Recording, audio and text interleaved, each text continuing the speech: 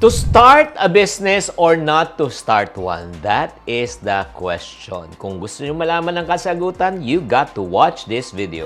Videos that will make you wealthy and debt-free. Hi there, this is Shingitan, your pambansang wealth coach. Thank you very much for tuning into this channel. Ito ang channel ng mga ipunaryo at mga paunlad. Marami po talaga ang minsan naguguluhan po pagdating po sa pagpapasya. Magnenegosyo ba ako? Hindi. Should I keep my job or should I do both? Alam mo, pagdating po sa ganitong desisyon, minsan nakakagulo talaga. Kaya nga, before we even make the decision, allow me to share with you the pros and cons of starting your own business or just continue with your traditional employment. Let's start with the pros of starting your own business. Number one, syempre, you become the BOSS o boss ka na. So, you own your time, tapos magkakaroon ka ng financial freedom, time freedom.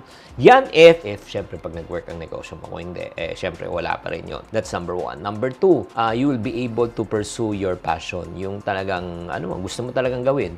Kasi minsan, nagtatrabaho po talaga tayo at gusto natin parang minsan, wala tayong options and choices. Pero ngayon, may choice ka na pipiliin mo kung anong gusto mong gawin. And then, yung creative control, wala na magsasabi sa'yo na hindi pwede. Minsan, nakakatamad din kasi sa totoo lang. Ang dami mga creative ideas na hindi mo ma-implement at execute kasi nga, may nagsasabi na hindi siya maganda. Do you agree? That's the reason why yours truly has never been employed in my entire life. Bakit po? Medyo malikot po ang aking isipan. I love to create new things, new ideas. I want to experiment. That's the reason why I'm an entrepreneur. The best part, syempre naman, once you become an entrepreneur, you start your own business, makakatulong ka rin hindi lang pang sarili, pang ibang tao rin. Kasi mag-e-employ ka na ng tao. That is the beauty of starting your own business. However, meron naman siyang mga negative side. Like for example, financial risk.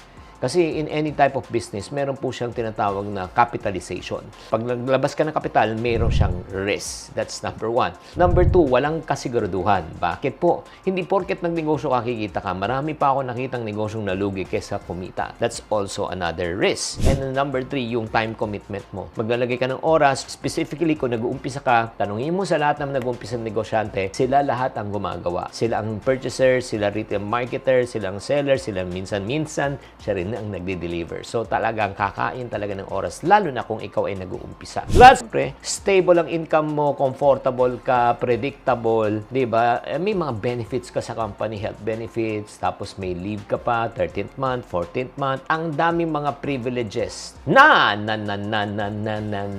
mawawala pag ikaw ay nag-employment. Kaya, pag-isipan mo mabuti yan, ha? And then, ano pang cons naman? Ang cons naman ng pagtatrabaho or let's say having a job na regular job is number one, syempre, income. Ang income natin ay limited pero ang expenses natin ay unlimited. Alam na this. And then number two, syempre, freedom. Wala kang freedom of time. Pero you have to work. Wala kang freedom of choice. Choice to do whatever you want, especially your creative ideas. Diba? At the same time, feeling mo minsan, trap. Trap in the sense na wala nang growth. Kaya nga tatanungin ko si Kalakbay, at the same time, si Jiro Arlegui, at saka si Guapito Bicolano, ay kamusta naman? Para sa inyo, anong mas prefer ninyo? Oo. Pero bago kayo mag-decide kung anong prefer ninyo, allow me to share with you the likelihood of succeeding kung ikaw ay nagnegosyo. Pwede kang maging successful sa business. Kung, number one, alam mo yung ginagawa mo. Meron kang experience sa ginagawa mo. Talagang expertise ka sa ginagawa mo. Yung parang ginagawa mo na sa iba, sa kumpanya, alam mo na nag-work, alam mo, pag ikaw na nag-umpisa, mag-work din siya. Dapat kaya nga mag-esep-esep ka na. Find something that work in your company, di ba? Na alam mo, based on your expertise, based on your market demand, ay grabe. Talagang malaki ang chance na talaga ito ay magiging successful. How about naman sa continuous employment? Pwede ba maging successful? Yes, definitely. Kung nakikita mong may career growth ka, may opportunity for the company, especially kung ikaw ay top performer, meron silang mga incentives or if not naman, may opportunity for you to become a shareholder or a part owner of the company.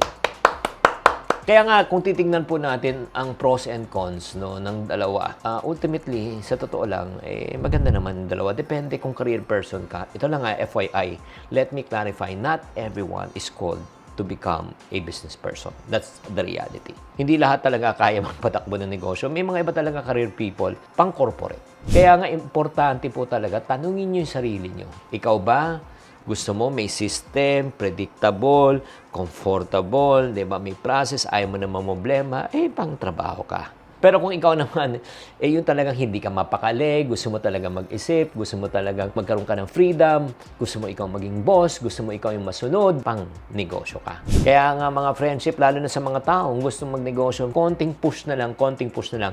The one that's really hindering you from starting is the fear.